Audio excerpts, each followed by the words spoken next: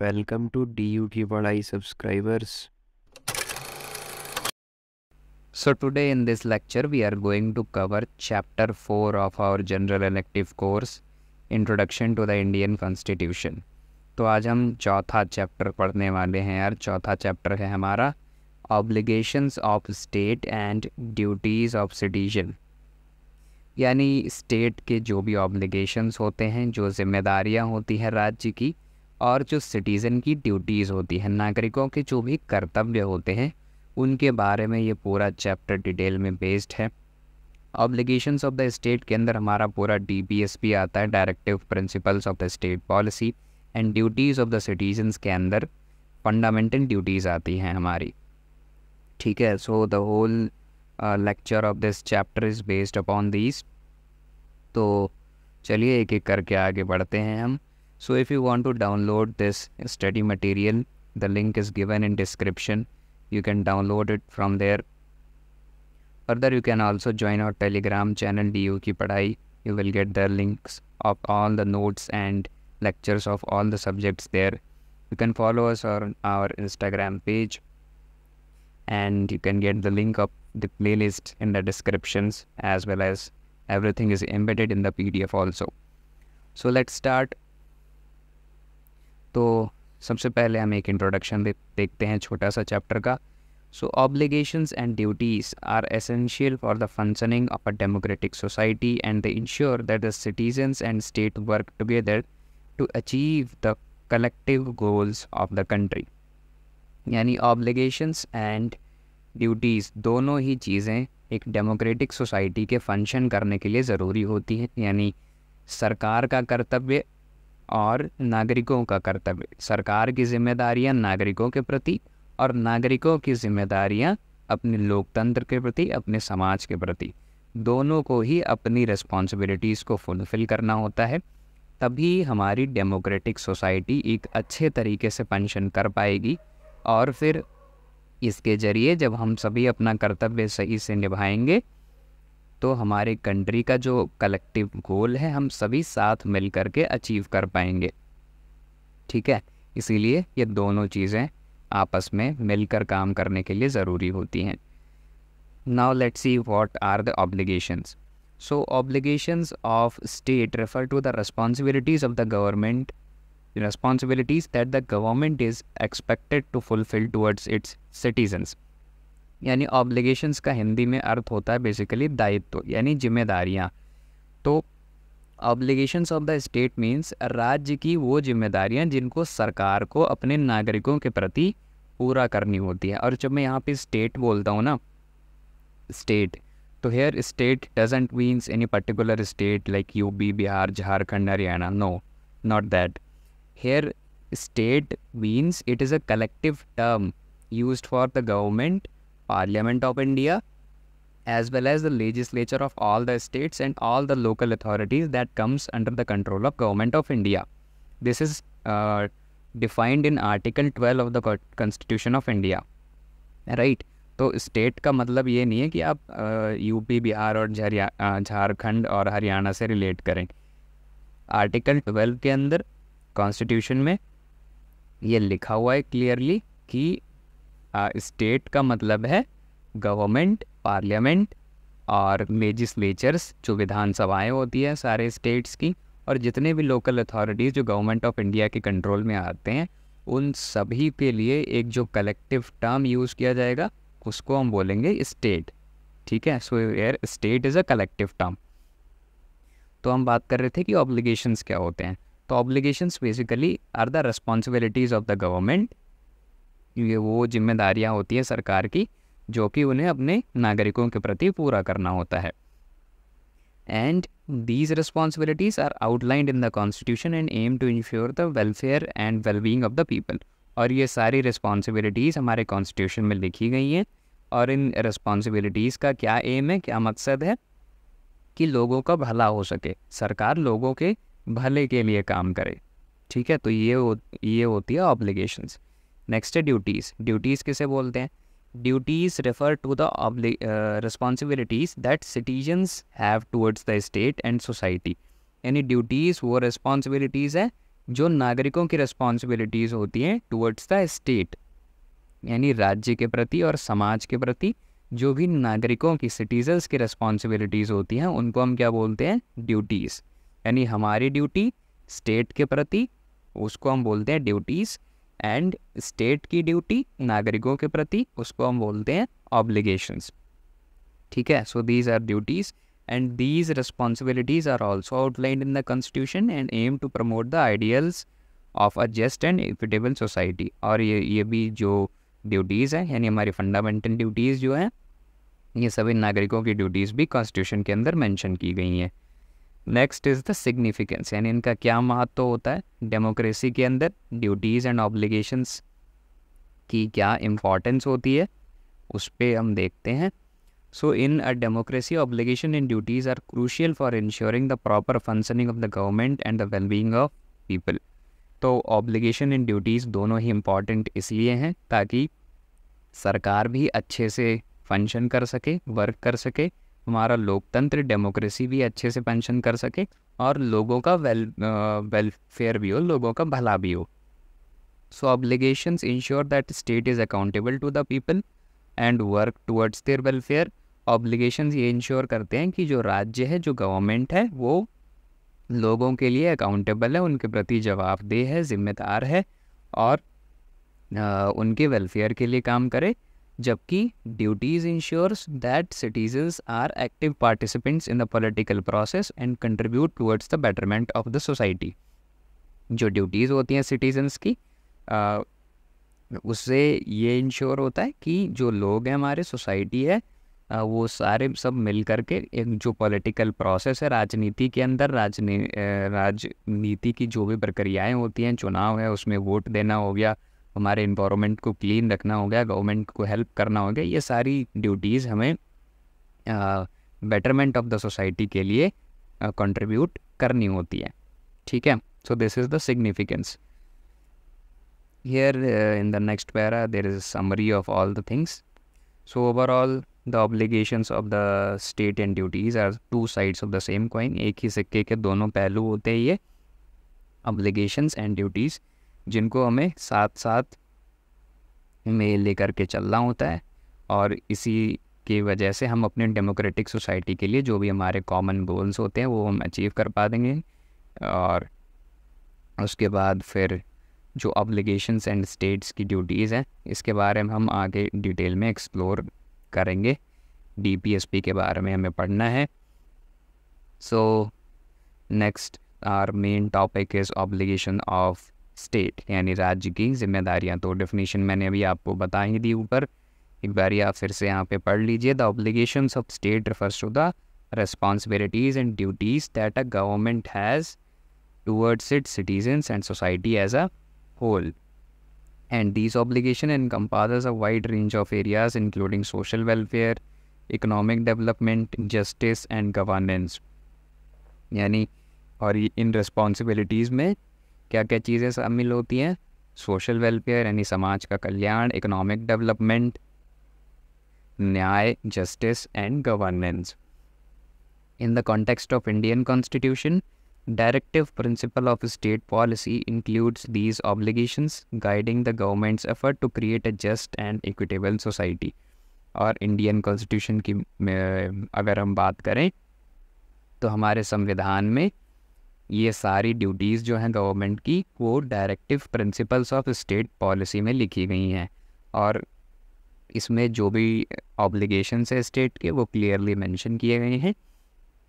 जिसे गवर्नमेंट को चाहे कोई कानून बनाना हो तब भी ध्यान रखना होता है, या फिर कोई भी चीज़ें जो भी डीपीएसपी में लिखी गई हैं उन सभी को फुलफ़िल करना होता है। तो अब देखते हैं डीपीएसपीज़ क्या होती हैं हमारी। DPSP are a set of guidelines enshrined in part 4 of the Indian constitution, article 36 to article 51। DPSP are basically कुछ गाइडलाइंस होती हैं, है ना, जो कि हमारी पार्ट 4 में मेंशन की गई है कॉन्स्टिट्यूशन में, आर्टिकल 36 से लेकर आर्टिकल 51 के बीच में, फ्रॉम आर्टिकल 36 टू आर्टिकल 51। इन आर्टिकल्स में जो भी चीज़ें लिखी गई हैं वो सारी हमारी DPSP हैं, वो हमारे डायरेक्टिव प्रिंसिपल्स हैं और इन प्रिंसिपल्स का गवर्नमेंट को हमेशा ध्यान रखना होता है। And they provide a blueprint for the government actions in shaping social, economic and political landscape of a country. यानी सामाजिक, आर्थिक और राजनीतिक परिदृश्य को आकार देने के लिए, उसको शेप करने के लिए ये जो ब्लूप्रिंट है, डायरेक्टिव प्रिंसिपल्स है हमारे, इन सभी का ध्यान रखना होता है गवर्नमेंट को।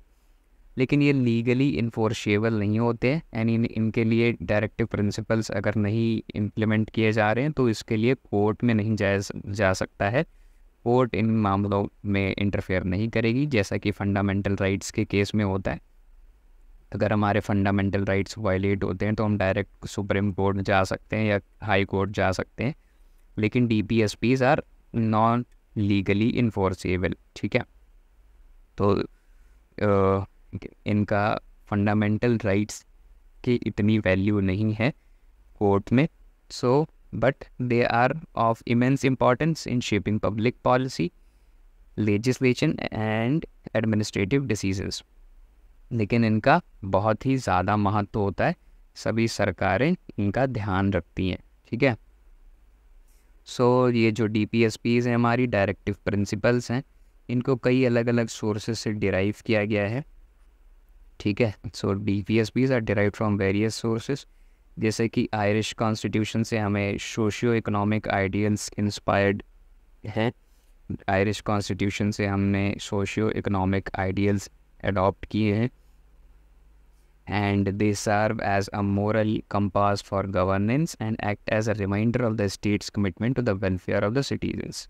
और ये जो डायरेक्टिव प्रिंसिपल्स हैं ये स्टेट को, यानी हमारी गवर्नमेंट्स को हमेशा ये याद दिलाते रहते हैं कि आपका कमिटमेंट क्या होना चाहिए, लोगों का कल्याण। ठीक है, अब हमें DPSP के सभी आर्टिकल्स को पढ़ना है। तो बेसिकली DPSPs जो है हमारी, इनको हमने 3 डिफरेंट पार्ट्स में क्लासीफाई किया है। And 3 different parts are socialistic principles, Gandhian principles and liberal intellectual principles.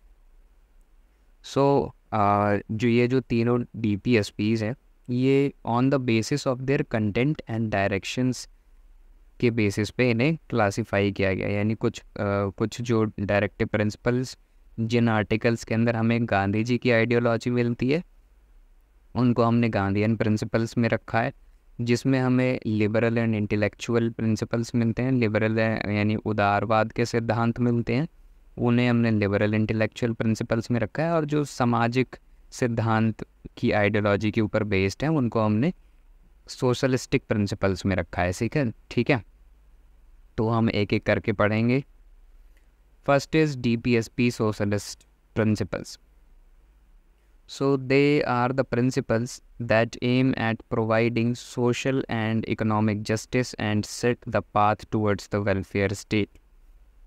यानी ये वो DPSPs हैं, ये वो डायरेक्टिव प्रिंसिपल्स हैं जो कि social and economic justice provide करने के लिए बनाए गए हैं। इसके अंदर हमारा पहला आर्टिकल आता है, आर्टिकल 38।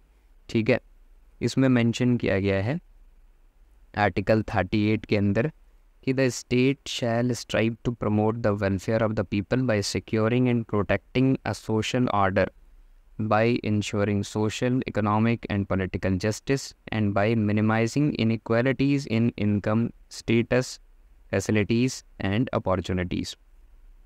यानी राज्य की पहली जिम्मेदारी क्या बनती है? जब मैं राज्य बोलूँ तो आप हमेशा इस बात का ध्यान रखें कि we are referring to government, parliament and all the local authorities that comes under the government, including legislature of all the states, right?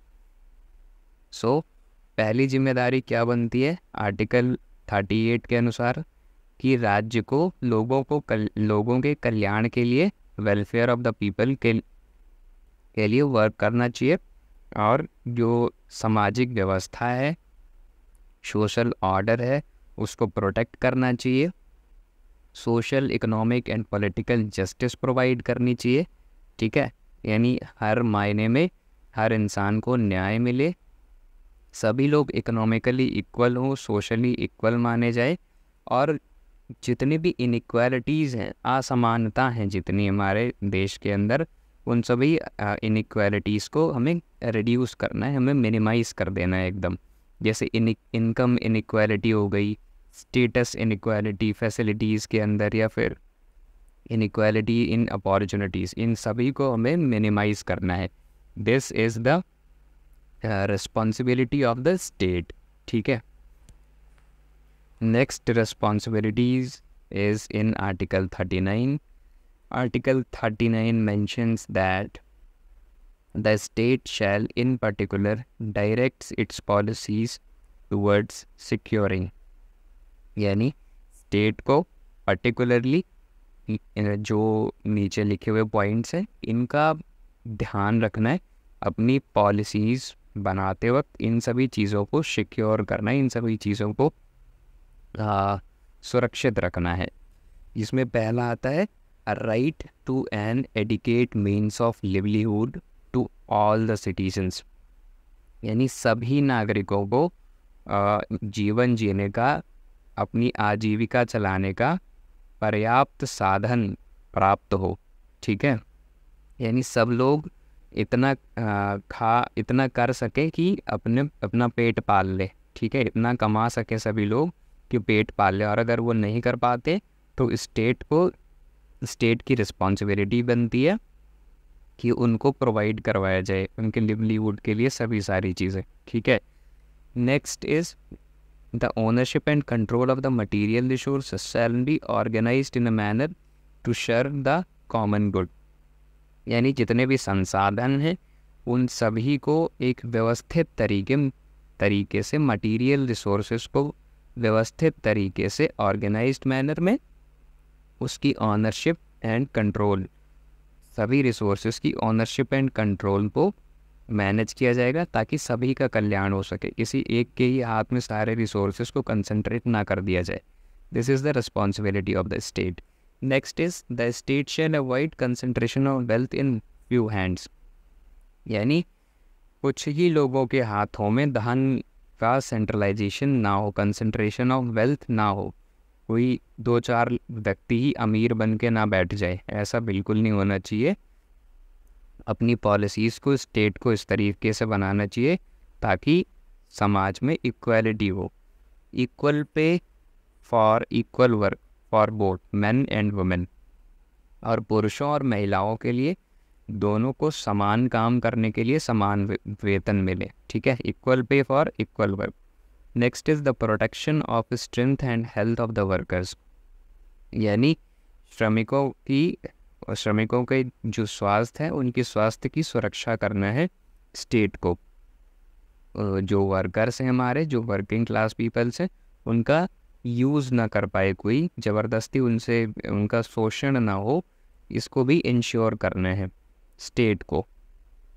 So next is childhood and youth shall not be exploited, यानी छोटे बच्चे और youth जो जवान लोग हैं उनका शोषण ना किया जाए। ठीक है, उनको ज़बरदस्ती काम पे ना भेजा जाए, चाइल्ड लेबर ना हो, इन सभी चीज़ों के ऊपर पॉलिसीज़ अपनी पर्टिकुलरली स्टेट को डायरेक्ट करनी होती हैं, इन सभी चीज़ों की सिक्योरिटी के लिए। This is all about article 39 which is a part of our directive principle of the state policy based upon socialist principles. Next is Article 39A.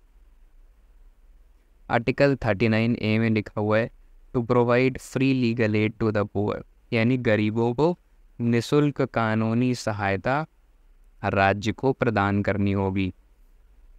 फिर आर्टिकल 41 में लिखा हुआ है to secure the right to work, to education and to public assistance in case of unemployment, old age, sickness and disability, यानी बेरोजगारी, बुढ़ापा, बीमारी, अगर कोई विकलांग है, इन सभी मामलों में शिक्षा और उनका जो हेल्थ है उन सभी को इंश्योर करना है, उन सभी अधिकारों की सुरक्षा करनी है स्टेट को। ठीक है, अगर किसी को काम नहीं मिल रहा तो उनके लिए रोज़गार की व्यवस्था करनी है, एजुकेशन को बेटर बनाना है, ओल्ड एज का भी ख्याल रखना है। ओल्ड एज जैसे अब गवर्नमेंट हमारी ओल्ड एज पेंशन्स के थ्रू जो 60 ईयर्स के ऊपर पीपल हैं उनको हेल्प करती है, और उनकी जो सिकनेस और डिसेबिलिटीज़ होती हैं विकलांगों के लिए अलग व्यवस्थाएं की जाती हैं।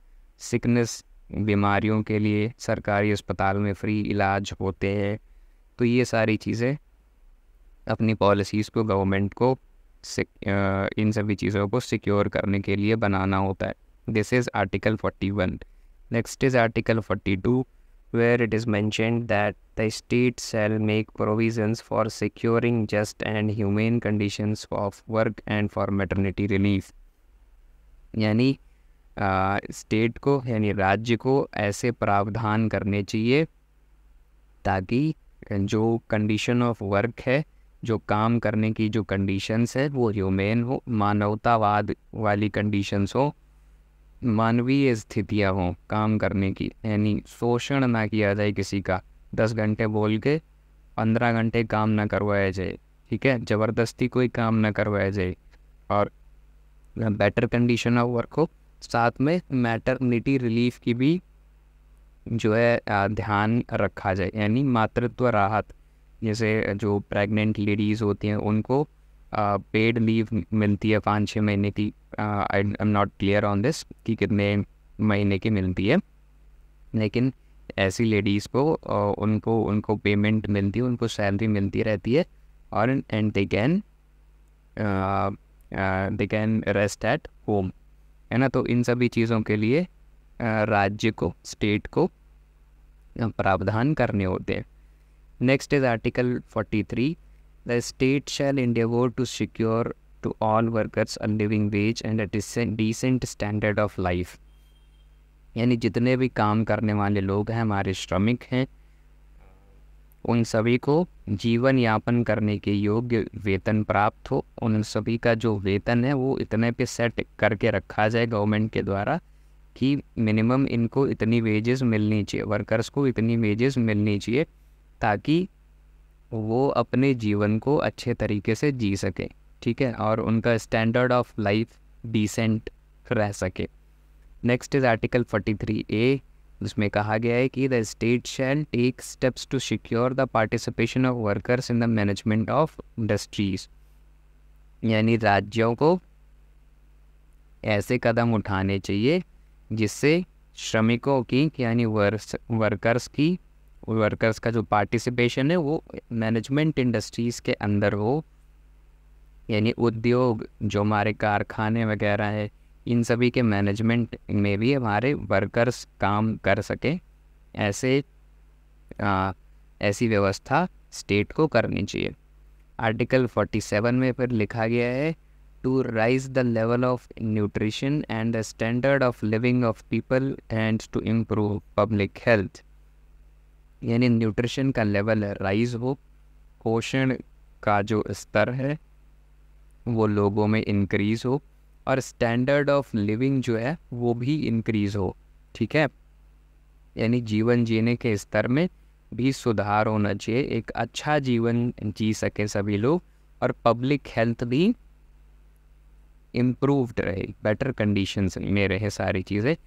ये सारी चीज़ें इन सभी का ध्यान रखना होता है। ये सारी रिस्पॉन्सिबिलिटीज़ है स्टेट की, यानी गवर्नमेंट की, ठीक है। तो ये हो गए वो DPSPs जो सोशलिस्ट प्रिंसिपल्स पे बेस्ड थे। Next is DPSP Gandhian principle, यानी जो गांधी जी की आइडियोलॉजी के ऊपर बेस्ड है। तो गांधी जी की आइडियोलॉजी के ऊपर बेस्ड क्या क्या ऑब्लिगेशंस है स्टेट के, क्या क्या जिम्मेदारियां हैं। So these principles are based on Gandhian ideology और these are used to represent the program of reconstruction initiated by Gandhi during the national movement. So the first article in it is Article 40, in which it is clearly mentioned that the state shall take steps to organize village panchayats as units of self-government। यानी राज्य को ऐसे कदम उठाने चाहिए जिससे ग्राम पंचायतों का गठन किया जा सके और वो अपनी सेल्फ गवर्नमेंट चला सके, ठीक है। So state shall take steps to organise village panchayat, यानी ग्राम पंचायत हो सके, जो गाँवों की प्रॉब्लम्स है वहाँ के लोकल अथॉरिटीज़ बैठ करके डिस्कस कर सकें, उनको बजट मिले, उनको अप्रूवल मिले और वो एक सेल्फ गवर्नमेंट चला सके, सेल्फ गवर्नमेंट की यूनिट गाँव में भी फॉर्म हो सके। इसके लिए स्टेट को स्टेप्स उठाने चाहिए। Next is article 43, the state shall endeavor to promote cottage industries on an individual or cooperative basis in rural areas, यानी जो स्टेट है, राज्य है, राज्य को कॉटेज इंडस्ट्रीज़ को बढ़ावा देना चाहिए, इंडिविजुअल लेवल पे भी और कोऑपरेटिव बेसिस पे भी। कॉटेज इंडस्ट्रीज़ मीन्स घरेलू उद्योग, यानी छोटे मोटे जो रोज़गार चलाते हैं लोग, अपने घरों में दुकान खोल ली या घरों में कोई सामान बना रहे हैं फिर उसको आगे बेच रहे हैं, ऐसे सभी जो स्मॉल सेक्टर बिजनेसेस हैं, इन सभी को बढ़ावा देना है स्टेट को, individually as well as on cooperative basis in rural areas. So this is the second directive principle. Next is Article 43B, in which it is mentioned that to promote voluntary formation, autonomous functioning, democratic control and professional management of cooperative societies, यानी cooperative societies अपनी एक independent body का गठन कर सकें, अपना उनका democratic control हो और उनका खुद का प्रोफेशनल मैनेजमेंट हो। कोऑपरेटिव सोसाइटीज़ इसके लिए भी हर राज्य को कदम उठाने चाहिए, उनकी पूरी फ्रीडम देनी चाहिए, यानी सहकारी समितियां जो होती हैं वो एक स्वैच्छिक संगठन रह सकें, अपना खुद का लोकतांत्रिक निर्णय ले सकें। तो ये कोऑपरेटिव सोसाइटीज़ के लिए भी ये बातें लिखी गई हैं। Next is article 46, the state shell promote education and economic interest of the weaker sections of the people, particularly that of scheduled caste, scheduled tribes and other weaker sections, यानी राज्य को एजुकेशन और इकोनॉमिक इंटरेस्ट का ध्यान रखना है, जो weaker sections हैं पीपल के, जो पिछड़े लोग हैं, जैसे हमारे scheduled caste people, scheduled tribes people और जो अदर बैकवर्ड कास्ट के पीपल्स हैं, इन सभी के लिए एजुकेशन की व्यवस्था करनी है, उनके इकोनॉमिक इंटरेस्ट को भी एड्रेस करना है गवर्नमेंट को। Next responsibility of the government is that the state shall take steps to improve public health and prohibit consumption of intoxicating drinks and drugs that are injurious to health, यानी government को ऐसे steps लेने हैं जिससे public health improve हो, यानी जो लोग हैं हमारे सिटीजन्स हैं कंट्री के, उनकी हेल्थ में इम्प्रूवमेंट हो। जो इंटॉक्सिकेटिंग ड्रिंक्स हैं, यानी जो जहरीली चीज़ें हैं, या जैसे जो अल्कोहल है हमारा, और जो नकली शराब बनती है, या जो भी सारे ड्रग्स होते हैं जो भी इंजूरियस टू हेल्थ हैं, उन सभी को प्रोहिबिट किया जाए, उन सभी पे रोक लगाई जाए। ये रिस्पॉन्सिबिलिटी बनती है गवर्नमेंट की। Next is article 48, to prohibit the slaughter of cows, calves and other milch and draught cattle and to improve their breeds, यानी जो गाय हैं, बछड़े हैं, या जो भी दुधारू पशु हैं जिनसे हम दूध निकालते हैं, या जो माल ढोने वाले पशु हैं, जो मवेशियाँ हैं, छोटे मवेशी, घोड़े वगैरह हैं, गधे जिस पे हम सामान लाद के लेकर के जाते हैं, इन सभी के ऊपर, इनके कत्ल के ऊपर रोक लगाई जानी चाहिए, ठीक है। गो हत्या एक पाप है, इन सभी के ऊपर भी रोक लगाई जाए, इनका ज़बरदस्ती शोषण ना हो, इनको मारा पीटा ना जाए, है ना। इसके लिए भी स्टेट की रिस्पॉन्सिबिलिटी बनती है कि ये उन सभी के कत्ल पे, उन सभी के वध पे रोक लगाए और उनकी ब्रीड्स को इम्प्रूव भी करे, ठीक है। And to improve their breeds, उनकी जो नस्लें हैं उनमें सुधार भी करे। This is the responsibility of the state. तो ये जो रिस्पॉन्सिबिलिटीज़ है सारी, ये गांधी जी की आइडियोलॉजी के ऊपर बेस्ड हैं, है ना। लोकल सेल्फ गवर्नमेंट का आइडिया हो या फिर वीकर सेक्शंस के प्रॉब्लम्स को एड्रेस करने की बात हो, तो ये सारी चीज़ें हमारी ऑब्लिगेशंस ऑफ द स्टेट के अंदर गांधीयन फिलॉसफी के ऊपर बेस्ड है। Next is DPSP, liberal intellectual principles, यानी उदारवाद के सिद्धांत के ऊपर जो भी हमारे डायरेक्टिव प्रिंसिपल्स मेंशन्ड हैं कॉन्स्टिट्यूशन में, उसको हम DPSP लिबरल इंटेलेक्चुअल प्रिंसिपल के अंदर पढ़ते हैं। एंड इन दिस पहला आर्टिकल आता है हमारा article 44, and it states that the state shall endeavour to secure for citizen a uniform civil code throughout the territory of India, यानी भारत के अंदर यूनिफॉर्म सिविल कोड जो है स्टेट को लेके आना चाहिए, यानी समान नागरिक संहिता, सभी के लिए एक कानून हो, ठीक है। ऐसा ना हो कि कोई अलग धर्म का है तो उसके लिए दूसरे कानून लागू हों उसके ऊपर, कोई दूसरे धर्म का है तो उसके लिए दूसरे कानून लागू हों, सभी के लिए अलग अलग कानून ना हो, यूनिफॉर्म सिविल कोड हो, ठीक है, समान नागरिक संहिता। अभी इसकी 2023 के अंदर बहुत ज़्यादा मीडिया में बातें चल रही हैं, पॉलिटिकल पार्टीज़ भी लेकर इन मुद्दों को लेकर एक्टिव हैं, बट अभी यूनिफॉर्म सिविल कोड के बारे में कोई ड्राफ्ट वगैरह तैयार नहीं किया गया है। लेट्स सी कि गवर्नमेंट इसके ऊपर आगे क्या कर दी है ना। तो जैसा कि आप देख रहे हैं कि ये ऑब्लिगेशंस ऑफ द स्टेट के अंदर क्लियरली मेंशन है कि इंडिया के अंदर यूनिफॉर्म सिविल कोड लाना चाहिए गवर्नमेंट को। Next is article 45, to provide free and compulsory education for all children until they complete the age of 14 years, यानी जब तक जो चिल्ड्रंस हैं, जो बच्चे हैं, वो 14 ईयर्स की एज के नहीं हो जाते तब तक उनको फ्री एजुकेशन और कंपल्सरी एजुकेशन प्रोवाइड करनी है स्टेट को, है ना। यानी बेसिकली क्लास 8 तक free education and compulsory education सभी को प्रोवाइड की जानी चाहिए, 14 साल तक की एज के लिए सभी बच्चों को।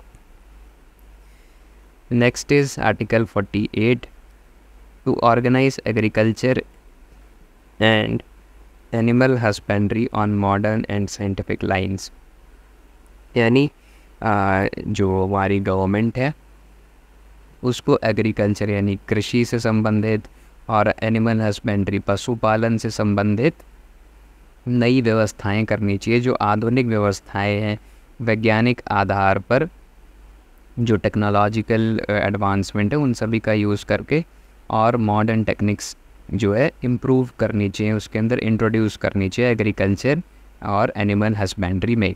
This is the responsibility of the government. Next is article 48A। 48A में लिखा गया है कि to protect the environment, to protect and improve the environment and to safeguard the forest and wildlife of the country, यानी पर्यावरण की रक्षा करनी है, उसको इम्प्रूव करना है, और जो जंगल हैं हमारे और वाइल्ड लाइफ हैं उन सभी को भी सेफगार्ड करना है, ठीक है। This is the responsibility of the state.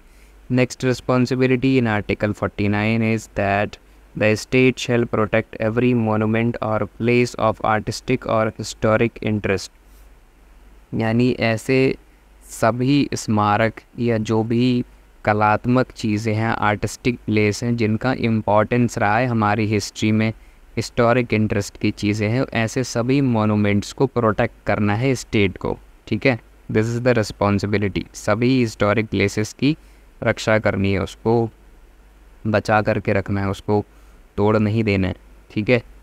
Next in article 50, the state shall take steps to separate judiciary from the executive in the public service of the state, यानी जुडिशरी को पूरी तरीके से सेपरेट रखा जाएगा, उनको पूरी तरीके से इंडिपेंडेंट दी जाएगी, एग्जीक्यूटिव के थ्रू या कोई भी पब्लिक सर्विस के थ्रू स्टेट इंटरफेयर नहीं करेगा जुडिशरी में, ठीक है। This is the responsibility of the state. Next in article 51, it declares that to establish international peace and security the state shall endeavour to, यानी इंटरनेशनल पीस और security बनाए रखने के लिए, अंतर्राष्ट्रीय शांति और सुरक्षा स्थापित करने के लिए स्टेट को किन किन बातों का ध्यान रखना चाहिए, जिसमें से पहली है maintain just and honourable relations with the Nations, यानी सभी देशों के साथ, सभी राष्ट्रों के साथ हमें सम्मानजनक संबंध बनाए रखना चाहिए, सबको हमें रिस्पेक्ट देनी चाहिए, एक न्यायपूर्ण संबंध, ऑनरेबल रिलेशंस सभी नेशंस के साथ हमें मेंटेन रखना चाहिए। नेक्स्ट हमें किन बातों का ध्यान रखना है, foster respect for international law and treaty obligations, यानी जो अंतर्राष्ट्रीय कानून है या फिर जो ट्रीटीज़ हुई हैं उनके प्रति हमें सम्मान रखना है, उनको रेस्पेक्ट करना है और उनको बढ़ावा देना है।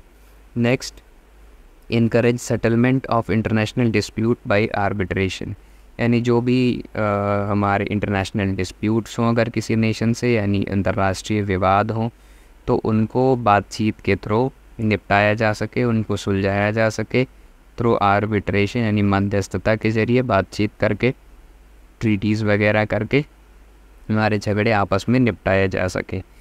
तो ये सारी चीज़ें स्टेट को करनी चाहिए। This is based upon liberal intellectual principles. तो ये सारी DPSPs, डायरेक्टिव प्रिंसिपल्स और आर्टिकल्स इसके अंदर हमारे आते थे जो लिबरलिज्म की प्रिंसिपल के ऊपर बेस्ड है। तो यहाँ पे ये हमारा पूरा गवर्नमेंट की रिस्पॉन्सिबिलिटीज़ यानी ऑब्लिगेशंस ऑफ द स्टेट, यहाँ पे ये पूरा टॉपिक समाप्त होता है ना। तो अभी तक जो भी हमने पढ़ा ये गवर्नमेंट की रिस्पॉन्सिबिलिटीज़ थी, पार्लियामेंट और लेजिस्लेचर्स की रिस्पॉन्सिबिलिटीज़ थी कि उनकी क्या जिम्मेदारियां हैं नागरिकों के प्रति, ठीक है। तो अब एक साइड से तो काम होगा नहीं कि गवर्नमेंट काम सारे करेगी और आप बैठ के मौज मारोगे, है ना, आपको भी तो कुछ करना पड़ेगा। तो अब नेक्स्ट टॉपिक है हमारा ड्यूटीज़ ऑफ द सिटीजन, यानी नागरिकों की क्या जिम्मेदारियां बनती है। सरकार की जिम्मेदारियां तो पढ़ ली, अब आपको अपनी जिम्मेदारियों के बारे में पढ़ना है। तो चलिए शुरू करते हैं। So citizens have certain responsibilities and duties that contribute to the functioning and wellbeing of their society, यानी समाज के भले के लिए सिटीजन्स की भी कुछ रिस्पॉन्सिबिलिटीज़ होती हैं जिनको उन्हें फुलफ़िल करना होता है।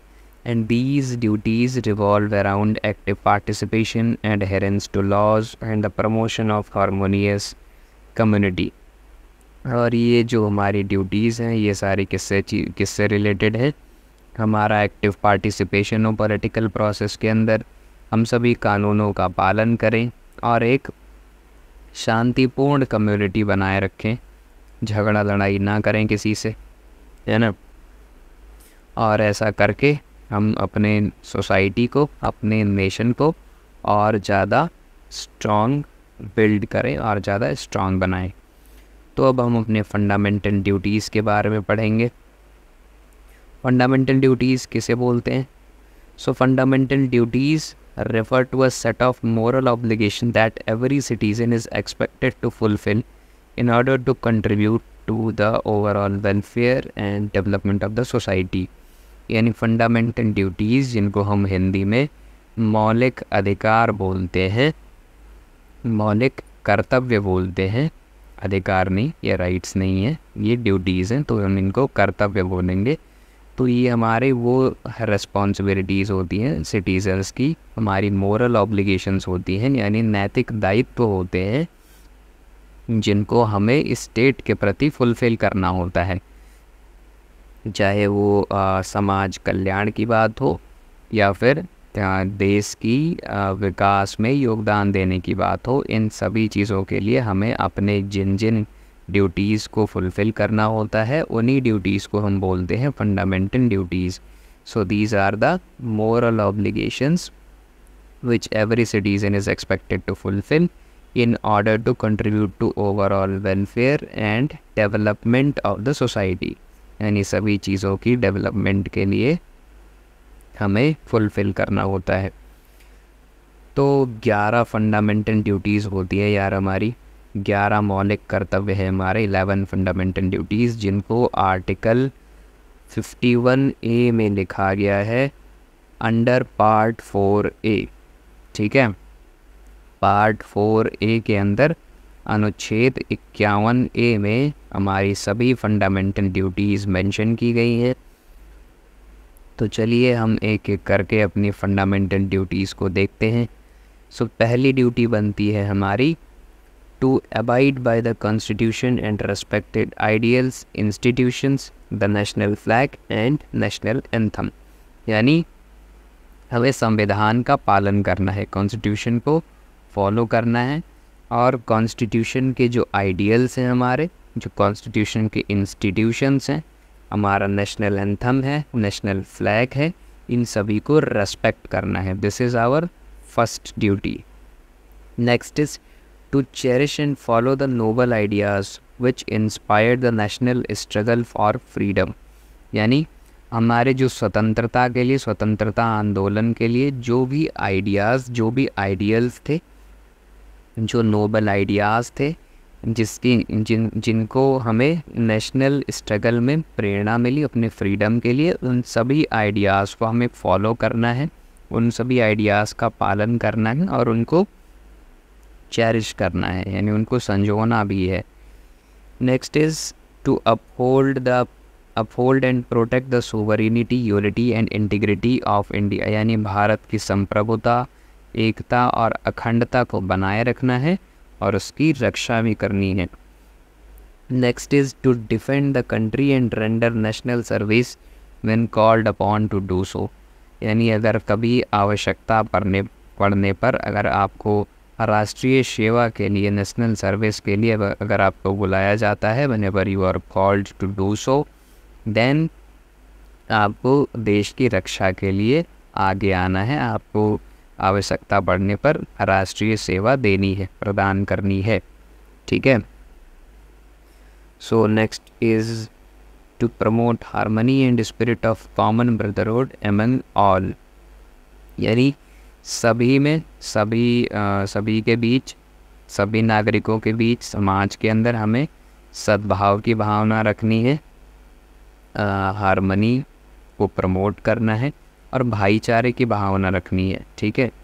We have to promote a spirit of common brotherhood among all, सभी में, among all the people of India, transcending religious, linguistic and regional और sectional diversities.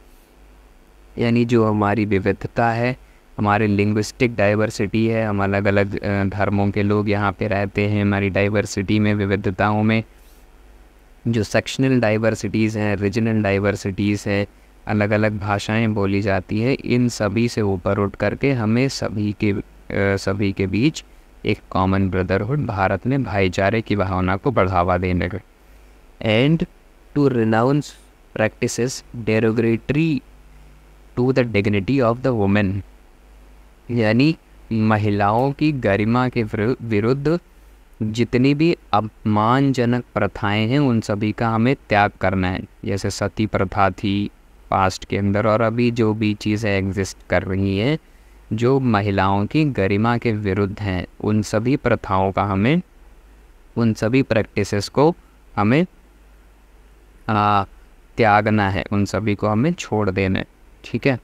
This is our duty. Next is to value and preserve the rich heritage of our composite culture. यानी जो हमारी composite culture है, हमारी समग्र संस्कृति है, और जो हमारा रिच हेरिटेज यानी समृद्ध विरासत है, इसको भी हमें प्रिजर्व करके रखना है, इसको और महत्व देना है। This is our fundamental duty. Next duty is to protect and improve the natural environment including forest, lakes, rivers and wildlife, and to have compassion for living creatures। यानी हमारा जो प्राकृतिक वातावरण है, जो हमारी झीलें हैं या फिर हमारे फॉरेस्ट हैं, रिवर्स हैं, वाइल्ड लाइफ है, इन सभी को हमें प्रोटेक्ट करना है, इनको मारना नहीं है। ठीक है। And to have compassion for living creatures, और सभी जीवित प्राणियों के प्रति हमें दया की भावना रखनी है, कंपैशन रखना है। Next duty is to develop the scientific temper, humanism and the spirit of inquiry and reform. यानी कि हमें साइंटिफिक टेम्पर डेवलप करना है अपने अंदर, वैज्ञानिक दृष्टिकोण डेवलप करना है, humanism and spirit of inquiry and reform, यानी अपने अंदर सुधार की भावना का विकास करना है, और जिज्ञासा, सभी चीज़ों की जानने की इच्छा अपने अंदर विकसित करनी है। Spirit of inquiry and reform, इनको भी डेवलप करना है। This is our fundamental duty. Next duty is to safeguard public property and abjure violence, यानी हमें पब्लिक प्रॉपर्टी को, सार्वजनिक संपत्ति को रक्षा करनी है, ठीक है, क्योंकि वो सारी चीज़ें हमारे टैक्स से बनी होती है ना। जो भी पब्लिक प्रॉपर्टी है, जो भी सरकार हमारे लिए काम करती है, वो हमारे ही पैसे से बनाती है। तो हमें ये समझ करके सार्वजनिक संपत्ति को, पब्लिक प्रॉपर्टी को रक्षा करनी, उनको प्रोटेक्ट करना है और हिंसा का त्याग करना है, एंड टू एब्ज्योर वायलेंस, ठीक है। Next duty is to strive towards excellence in all spheres of individual and collective activity, so that nation constantly rises to higher levels of endeavor and achievement, यानी हमें अपने राष्ट्र को सभी क्षेत्रों में आगे बढ़ाने का प्रयास करना चाहिए, इंडिविजुअली, व्यक्तिगत तौर पर भी, और कलेक्टिवली, यानी सामूहिक तौर पर भी ऐसी गतिविधियां करनी चाहिए। सभी क्षेत्रों में हमें अपने प्रयास से, अपनी एफर्ट्स से अपने नेशन को आगे ले जाना चाहिए, ताकि हमारा जो इंडिया है, हमारा भारत देश लगातार उपलब्धियों पे उच्च स्तर को छू सके, so that nation constantly rises to higher level of endeavour and achievement, ठीक है, हमारा इंडिया विश्व गुरु बन सके, right. Next is to provide opportunities for education to his child or ward between the age of 6 and 14, यानी 6 साल से लेकर के 14 साल की उम्र के बीच के अपने बच्चों को शिक्षा का अवसर प्रदान करना है, हमें उनको एजुकेशन देनी है, ये हमारी फंडामेंटल ड्यूटी बनती है, ठीक है। तो ये थी हमारी पूरी fundamental duties. 11 fundamental duties are there, जिनको कॉन्स्टिट्यूशन में आर्टिकल 51A के अंदर पार्ट 4A में लिखा गया है, ठीक है। तो हमें अपनी ड्यूटीज़ फुलफ़िल करनी होती है स्टेट के प्रति, और स्टेट को अपने ऑब्लिगेशंस को फुलफ़िल करना होता है हमारे प्रति, ठीक है।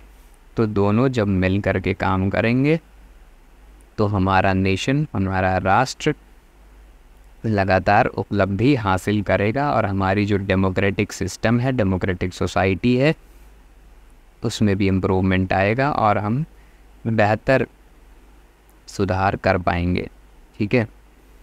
तो ये था हमारा पूरा chapter, obligation of the state and duties of the citizen. I hope आपको सारी चीज़ें समझ में आई होंगी, मैंने एक्सप्लेन कर दिया है। So if you want to download this study material, तो लिंक डिस्क्रिप्शन बॉक्स में दी है, आप वहाँ से डाउनलोड कर सकते हैं।